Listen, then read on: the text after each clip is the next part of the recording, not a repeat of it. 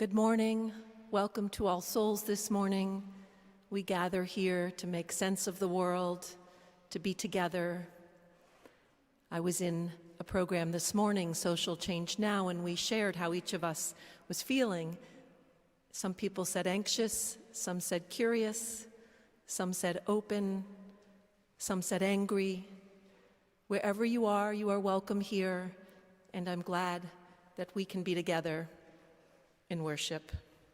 We are always a welcoming and inclusive community of members and friends, and if you're new or you're visiting, we especially welcome you.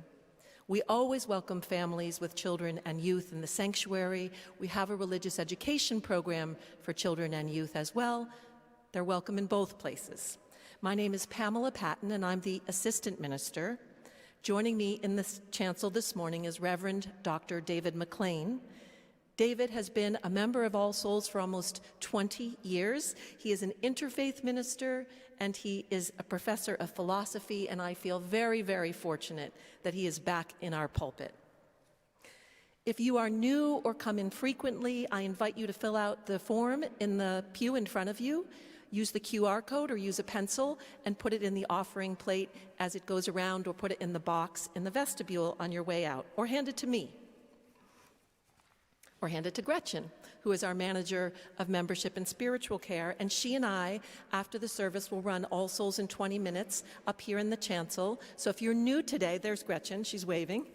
So if you don't know her, you can look for her. And we will run All Souls in 20 minutes, which you're welcome to come if it's your first day, if it's your 100th day, if you're curious to learn more about All Souls and Unitarian Universalism. We want to know more about you. So please come and join us for a few minutes right after the service.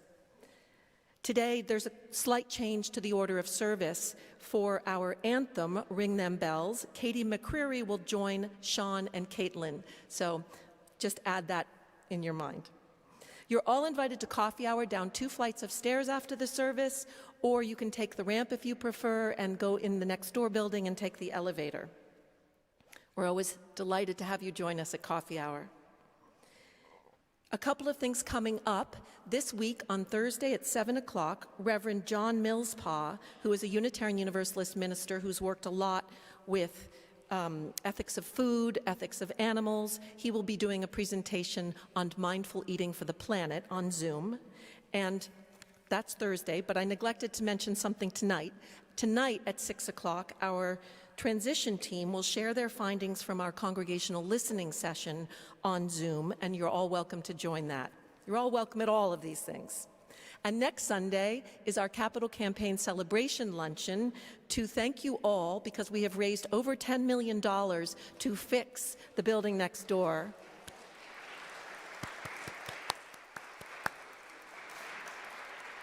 And we want to thank you and celebrate, and if you would like to give and you haven't yet, of course, that's always welcome, or give more, we welcome that. In any case, you are welcome at our celebration luncheon next Sunday after the service.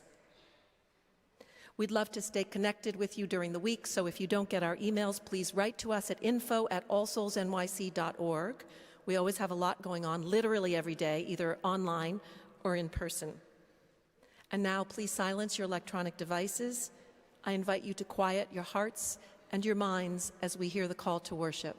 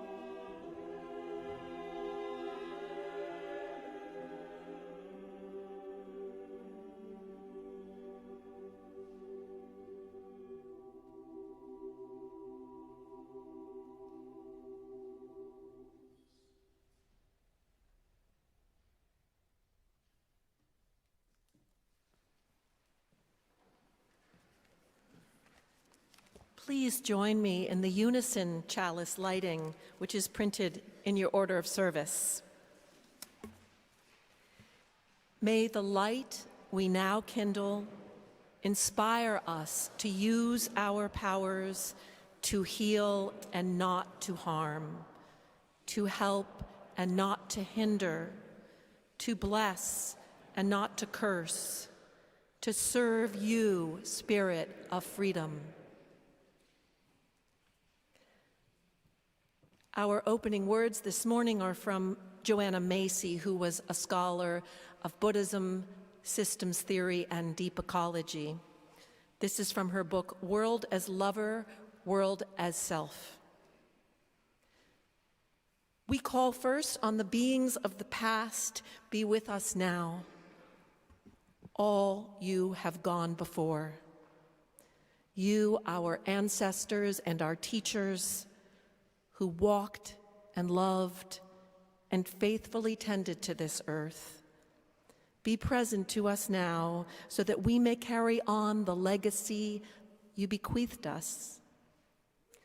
Aloud and silently in our hearts we say your names and we see your faces. We call also on the beings of the present, all you with whom we live and work on this endangered planet.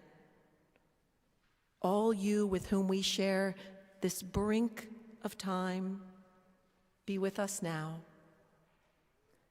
Fellow humans and brothers and sisters of other species, help us open to our collective will and wisdom. Aloud and silently, we say your names and picture your faces. Lastly, we call on the beings of the future, all you who will come after us on this earth. Be with us now. All you who are waiting to be born in the ages to come. It is for your sakes, too, that we work to heal our world. We cannot picture your faces or say your names. You have none yet. But we feel the reality of your claim on life. It helps us to be faithful in the task that must be done so that there will be for you, as there was for our ancestors, blue sky, fruitful land, and clear waters. Please rise as you are willing and able and join me in reciting our bond of union. In the freedom of the truth and in the spirit of love, we unite for the worship of God and the service of all.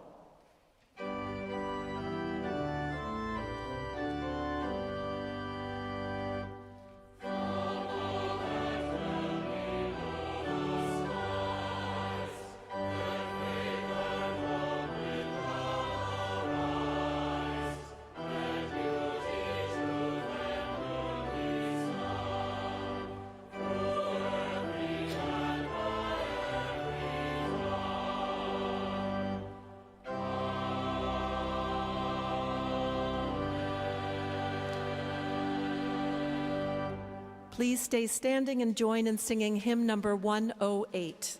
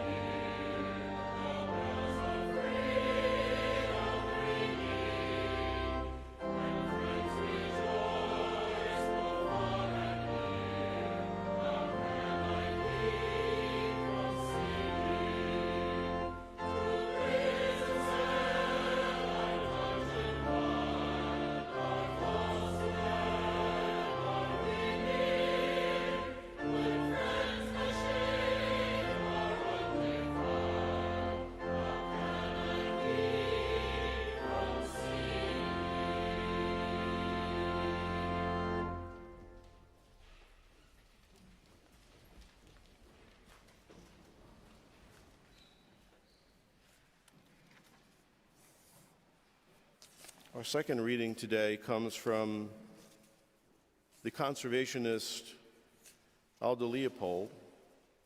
Aldo Leopold was one of the first American conservationists in the first part of the 20th century and famously wrote a book called A Sand County Almanac. This is a passage from A Sand County Almanac. On a monument to a pigeon, we have erected a monument to commemorate the funeral of a species. It symbolizes our sorrow. We grieve because no living man will see again the onrushing phalanx of victorious birds, the beautiful passenger pigeons, sweeping a path for spring across the March skies, chasing the defeated winter from all the woods and prairies of Wisconsin. Men still live who, in their youth, remember those pigeons. Trees still live who, in their youth, were shaken by a living wind. But a decade hence, only the oldest oaks will remember, and at long last, only the hills will know. For one species to mourn the death of another is a new thing under the sun. For one species to mourn the death of another is a new thing under the sun. To love what was is a new thing under the sun, unknown to most people and to all pigeons. To see America as history, to conceive of destiny as a becoming, to smell a hickory tree through the still lapse of ages, all these things are possible for us, and to achieve them takes only the free sky and the will to ply our wings. In these things, and not in Mr. Vannevar Bush's bombs and Mr. DuPont's nylons, lies the objective evidence of our superiority over the beasts.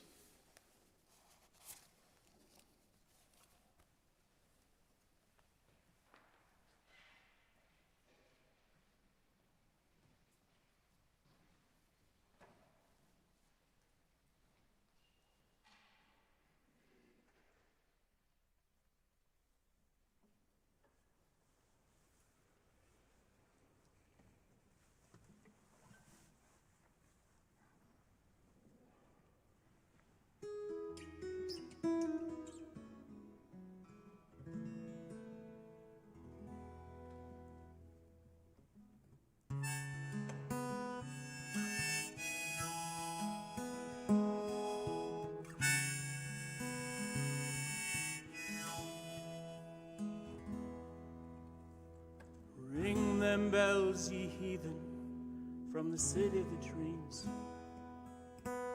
Ring them bells from the sanctuaries across the valleys and streams. They're deep and they're wide, and the world's on its side, and time is running backwards, and so is the bride.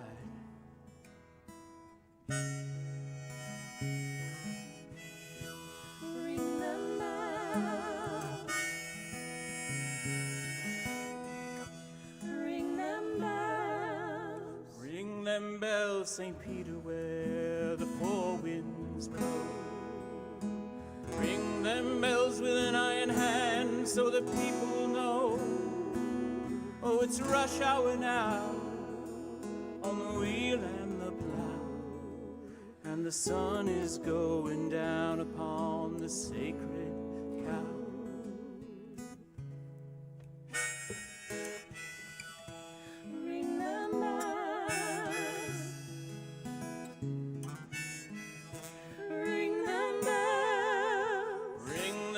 Sweet Martha, for the poor man's son. Ring them bells so the world will know that God is one. Oh, the shepherd is asleep where the willows weep, and the mountains are filled with lost sheep. Ring them bells, for the blind and the deaf. Ring them bells, for those of us who are left. Ring them bells, for the chosen few. Ring them bells, who will judge the many. Ring them bells, when the game is through.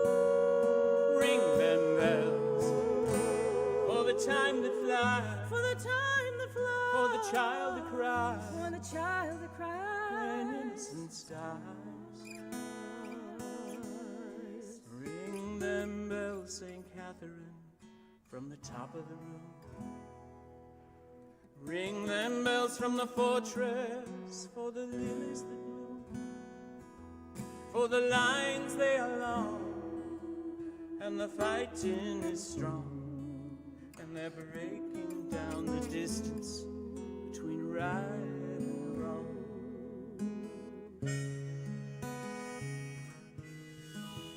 Ring them bells.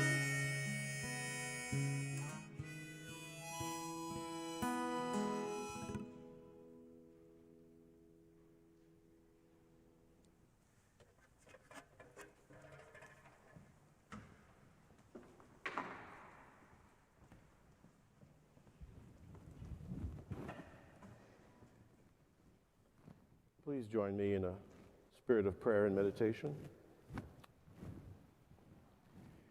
Spirit of love and life, God of many names and no name, we assemble here today and we are reflective. We invite you now to guide our reflection. Invite our minds to wander through time,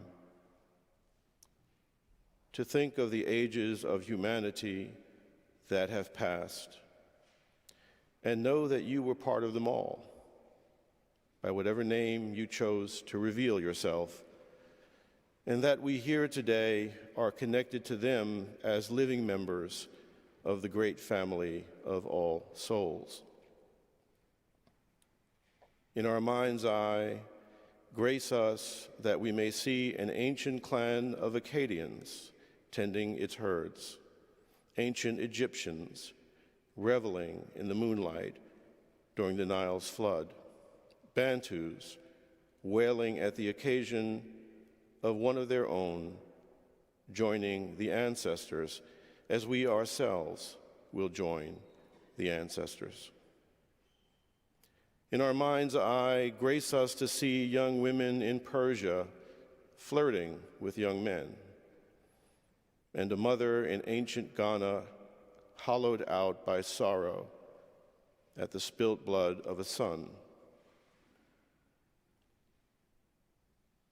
In our mind's eye, give us a clear vision of an old man, talisman in hand, sitting under a Pacific sun,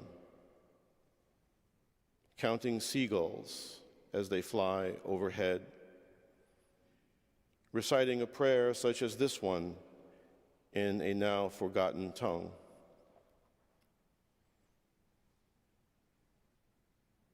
Grace us to see their faces, their smiles, their tears, the warmth of an ancient sun on ancient shoulders, the squeals of joyful sun-baked children. Remind us this morning once again that we are linked to them, to all of them. And let us then use our imaginations to wander across the ocean to the site of yet another war where so many are and will be joining the ancestors long before their times. The continual error and folly of tribalism piling the bodies high. Guide us, forgive us, transform us while there is still time.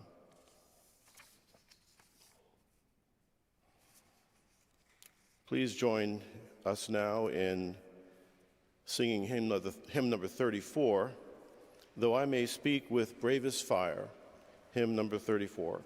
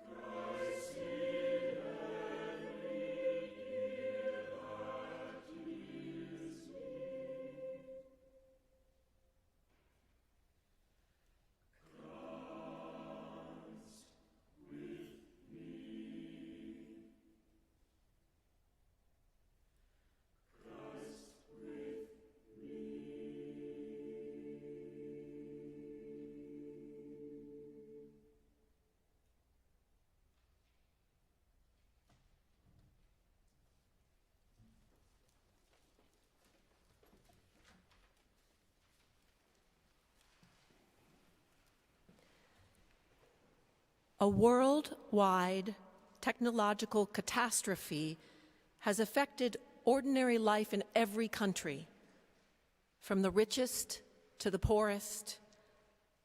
A catastrophe that was never quite expected or gamed out by risk experts and futurists. To put it plainly, nobody saw it coming. Global markets have ground to a halt. The catastrophe has triggered thousands of smaller crises around the globe, from looting to suspensions of emergency services. Adding to the present chaos and fear, the catastrophe follows the news that preceded it by only 3 days. News that was able to be transmitted around the world before most power grids went offline. The revelation that long dormant genes from early in humanity's evolution have been activated in 3 now transhuman specimens, their images circulated around the world for all to behold, but their whereabouts remaining secreted, along with their creators. The bioengineering company responsible is headquartered in cyberspace, with no permanent physical address. The sight and speech of the 3 specimens have given rise to grave concerns at the breaking of treaties governing genetic experimentation of this kind. In the United States, several non-governmental conclaves were quickly organized by universities and the largest companies in the country, in hopes that the solution to the catastrophe could be drawn up and deployed despite its complexity. Invitees were instructed to get to the conclaves any way they could, and at their own risk, given that internet connectivity was not only unreliable, but dangerous. The proceedings would begin in 5 days to allow travel time. One of these conclaves was set in Cincinnati. Some were fortunate enough to make it there by car, a few rode bicycles, 2 intrepid souls paddled along the Ohio River. After warm but frantic greetings, attendees showing the signs of physical and mental fatigue, the Cincinnati conclave commenced with breakout sessions to address the specific features of the catastrophe. And there were agenda modifications made on the fly as deemed necessary. Arguments were not uncommon, and there were several physical brawls among scientists, business leaders, and subject matter experts. Emotions were running high. Minutes of the day's proceedings were read over landlines, many of which were still working, to the appointed secretaries of other conclaves. The plenary meeting at the Cincinnati conclaves, scheduled for the close of day 2, had an amended agenda made at the request of one of the attendees, a writer famous for his books running the gamut from theology and poetry to risk management, an unusual knowledge set. His name was Dr. Justin Nicholas Tempest. He asked for a few minutes to speak. The organizers balked, but given his celebrity of a sort, they relented. This is what he said when he took to the podium. Thanks for giving me a few minutes this morning or this evening. I know that all of you are thinking very hard and working diligently to come up with local and global solutions to the current crisis, which is already being dubbed the catastrophe. Beyond that, I know that you are afraid. We all are. My remarks this evening probably won't offer much in the way of a quick, practical solution or solutions, but I feel compelled to say some things that might prevent a further catastrophe down the road and may give some hope as we work our way through this one. I know that your minds are on your work. Some of you don't want me here. But I would ask you to try to recenter and to listen just for the next few minutes. So here we are. It was predictable. The signs were everywhere, as were the warnings, especially the warnings about, quote, unknown unknowns, end quote. And if we could not see the catastrophe coming with any clarity, with any visual acuity, so to speak, many of us had a nagging, visceral sense that it was on the way. You might say we saw through a glass darkly. Books such as that of Oxford's Toby Ord, titled Precipice, were alerting us to the fact that we were indeed approaching one, a catastrophe, a precipice, that is, not only one caused by our fixations on artificial intelligence and supercomputers, but a precipice toward which we were all careening that was generated elsewhere by other human projects and other human disciplines, such as in genetics and the unintended geoengineering project, in a manner of speaking, that is the result of throwing into the atmosphere gigaton after gigaton of the long-buried essences of the dead of eons past. It appears that there is something to that Icarus story from Greek mythology. You know the one. It was recounted by the great Roman poet Ovid in his Metamorphoses. A certain inventor and master builder, Daedalus, and his son Icarus were imprisoned by King Minos in the very labyrinth that Daedalus himself had designed years earlier on the island of Crete. Neither Daedalus nor Icarus were able to make their escape from Crete by sea, as the king would have found them out and done them in. So Daedalus, the inventor, fashioned wings for himself and for his son. He used his bird feathers of various sizes, some thread and some beeswax to hold the feathers in place. Daedalus and Icarus were getting ready for their daring escape, and Icarus, being young and anxious, was eager to rise up into the clouds. I mean, what young man or woman would not be excited about soaring like an eagle? Daedalus warned Icarus not to fly too high, as the heat of the sun would melt the wax that held his feathers together. Nor should he fly too low, because the sea foam would soak the feathers and make them too heavy for flight. Icarus did not heed his father's instructions, and he began to fly higher and higher. How exhilarating for him to be able to fly like a bird, sloughing off limits that nature had placed upon him, once a mere featherless biped.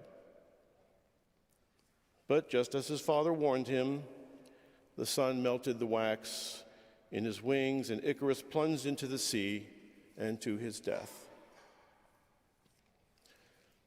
As the story goes, Daedalus was overcome with grief.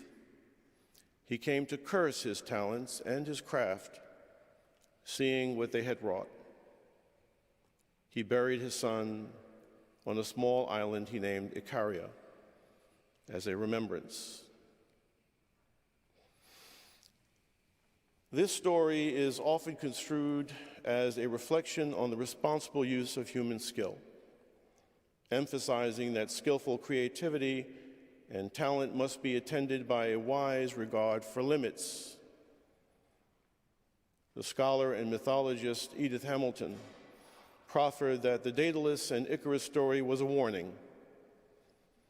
Practical intelligence and the fashioning of tools must be guided by wise restraint and foresight, or down the road the price will have to be paid for their misuse. Now, we must not chide ourselves for being the fashioners of tools, and the other word for technology is tool. Tools that have helped us solve real problems in a world that is often brutal. For the most part, the payoff for such tool making has been better and longer lives.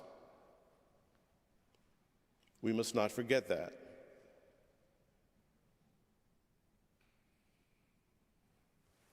Even at this moment of crisis, we must not forget that. But there is a problem when we are so enamored with our tools that the tools turn the tables and come to control us rather than us them. When our control over them evaporates and we lose our agency and conclude blithely that such is life, and garnish our resignation and surrender to them with cliches such as, that ship has sailed, and the genie is out of the bottle, and the horse is out of the barn, and so forth. But as John Kennedy said during his brief moment on this world stage, our problems are man-made, therefore they may be solved by man. And man can be as big as he wants. No problem of human destiny is beyond human beings. So here we are, facing a very big problem. With all that planning and gaming out concerning unwelcome scenarios, now that the supercomputers have been unleashed by ours and other nations, happily deployed by our militaries, we miss something that it never occurred to anyone could bring down the whole house of cards. Now the world has just about ground to a dead stop. There are reports that some of the power grids are slowly coming back online, but power availability has become unreliable, and too unreliable to risk plane and train travel, as the blisters on my feet attest, having walked the last 15 miles to get here, as all the charging stations and gas stations were offline. Too risky even to drive safely, given the anguished people standing on the side of many of the country's roads. And people all over the world are just as fearful as they are. And that fear, well, you know what fear has leads to. Thousands have already died. We won't know how many thousands for some time, given the state of communication, nor should any of us in the auditorium this evening rest too sure that we won't join them before, if, this is all sorted out. So enough about what we already know. It's time to force on ourselves some decidedly non-technological questions, even as we and our counterparts around the country and around the world work diligently to come up with at least a short-term fix. The one thing that we should have learned is that all this flowery talk about the interdependence of humanity isn't mere flowery talk after all, though we should have learned that from the recent pandemics. Indeed, each of us may as well have a guest room in the homes of everyone else. Nuclear missiles, bioweapons, the dangers of genetic modifications run amok are not threats to specific countries or hemispheres. That is very much yesterday's thinking. And it makes foolish talk of silly slogans like America first, or France first, or any other country first. The new mantra must be humanity first. There's that old biblical refrain that the early Jesus movement deployed to express a new universalism. There is neither Jew nor Gentile, neither slave nor free. Well, we can say now for sure that there is neither American nor Chinese, neither Russian nor Ukrainian, neither Cherokee nor Saxon. Our tool-making has been our salvation, yes. Our tool-making is leading us to damnation, yes. Both statements are true. It is not for the tool-makers to decide for us, for the rest of us, which it will be. Not anymore. Not after the catastrophe. And not after the images of three transformed beings we witnessed 3 days before news of the catastrophe broke, which in and of itself has brought us to a precipice. We must have a reset. It is time, as the Buddhists say, for skillfulness, for balance. We need to step away from our screens. Stop dreaming about the next cool gadget. Stop fetishizing efficiency, convenience, productivity, consumption, and the very problematic idea of progress.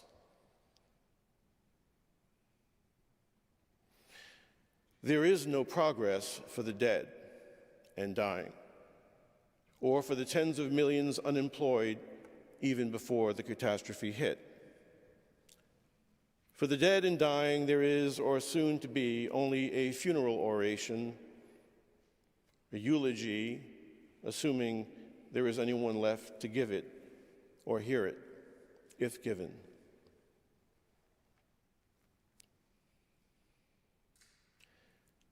As I was bandaging my blistered feet this afternoon, sitting on a large rock on the side of a road not far from here, hidden behind some bushes, I heard church bells ringing. Some sounded close, from churches right here in Cincinnati, while others sounded like they were coming from across the river. So I got to thinking about bells. Bells of celebration, bells of warning, but mostly of bells a-calling, bells a-calling, bells a-calling, calling us to what? To awe, to reverence, to humility, to the mystery that so many seem keen to erase from our lives, focus as they are on the fetishes of the moment. Bells a-calling, calling us to our wholeness. Bells reminding us to resist, to refuse diminishment, and to stand firm against the various soul-killing reductionisms of the age, which have come to pass for truth, as though the physicist and the banker and the biologist own the truth. They do not. So I say, as we grapple with the current crisis, this catastrophe that we have wrought, ring those bells. Ring those bells that call us to reclaim our humanity. Ring those bells that remind us to drop our plows and our computers and pay obeisance at the altars of the divine, of virtue, and of life. Ring those bells that we may go and be reminded that we are more than the sum of our parts. Ring those bells that we may go and be reminded that we ourselves, though fashioned in flesh through a long process of evolution, are nevertheless ineffable, transcendental beings. Beings having an earthly experience, but whose horizons are far from mundane. Ring those bells that remind us that convenience, speed, productivity, and efficiency can be laced with poison and even death, and must be pushed back against, lest the tool become the Lord over the tool maker, and we become mere idolaters and guilty of what our Muslim brothers and sisters call shirk, the servant of the works of our hands. Ring those bells so that the young woman and young man may be reminded to put aside for a while at least the texts of financial engineering and chemistry and physics, and take up those works marginalized by the fetishizations of our age, to take up Shakespeare, the Gospels, the prophets, the Gitas, Hillel, to take up Rilke, Plato, Dostoevsky, and Black Elk, to take up Thoreau, Emerson, Baldwin, Rumi, and Fuller, to take up Blake, Achebe, Garcia Marquez, Neruda, Morrison, and Al-Hallaj. For in those works combined, they will find the great story that is the human story, and the human story divine.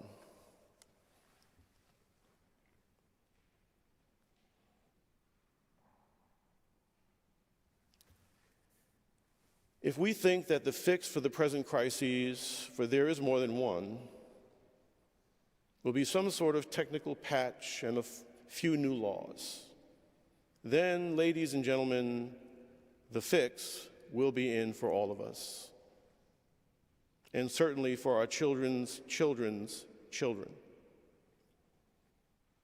But if we use this crisis or these crises to fashion a global reset, a reset that will pull us back from the precipice, a reset that diverts our minds and our bodies away from the mundane and toward the holy and the sacred at the core of our humanity, there may be a chance for us, subject to time and chance that we are, to emerge from these crises morally improved and spiritually revived.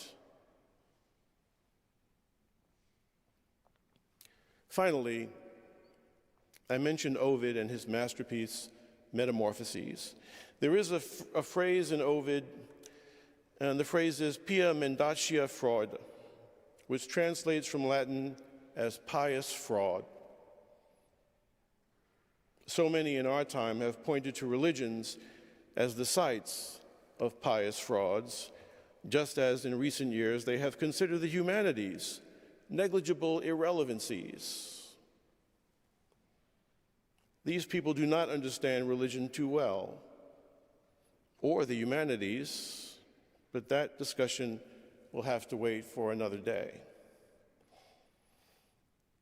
For there was another pia mendacia fraude perpetrated on humanity in recent years, the pious fraud, or should I say impious fraud, driven by billionaires and now several trillionaires, our current high priests, blinkered in their vision and deficient in their understanding, that we could free ourselves from time and chance through technology, could slip the surly bonds of earth and find our salvation elsewhere among the stars. But to be human, which etymologically means earthly being, and shares with the word humus the meaning of the soil, is to be born and to have to die, and to bask and toil in the light of this sun, and delight in the glories of this world, and bear its pains and drink the nectars of its joys. Perhaps many years hence, our moral technology will catch up with the technologies fashioned in our computers and other devices. We may be morally and intellectually worthy of far greater longevity and the gracing of the stars with our greatly improved selves, but not yet. Onward then to the fashioning of those new moral technologies, that our children's children's children may get to go where we are not ready to go. The raw material for our improved moral technology is easy to find, even if the will to make use of it is and has been lacking. You will find some of it in the rejected stories of the Good Samaritan and the Sermon on the Mount, in the words of holy men like Abraham Joshua Heschel, and in the life stories of Dorothy Day and Mother Teresa. Now it's time for this old poet to leave you to your work. And given that the world is on fire and you are the fire brigade, that work is critical and is itself, in this hour, holy. But when the worst of the catastrophe has been addressed, and I trust that that will be sooner rather than later, some among the nations occupying what the great Carl Sagan called this pale blue dot will summon up their courage, face down the dark and tribal spirits among their peoples, and drag into the light their leaders and those peoples, so that nothing like what has just befallen the world can befall it again. I pray you do not forget. Godspeed to you. And though some of you have no use for this sentiment, you will nevertheless be in my prayers.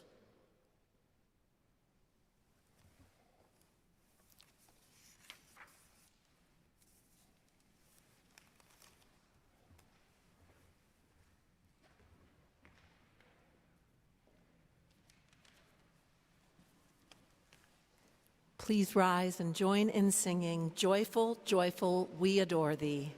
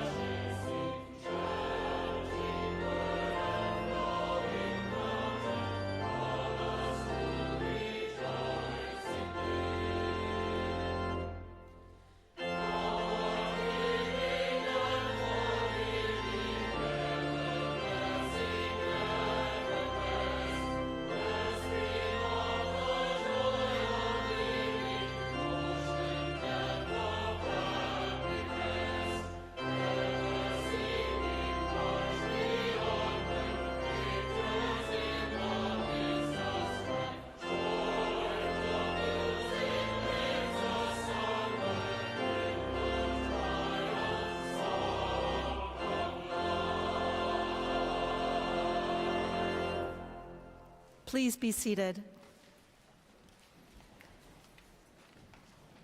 As we extinguish the light of our chalice, we carry the fire of commitment and the love of this community with us always.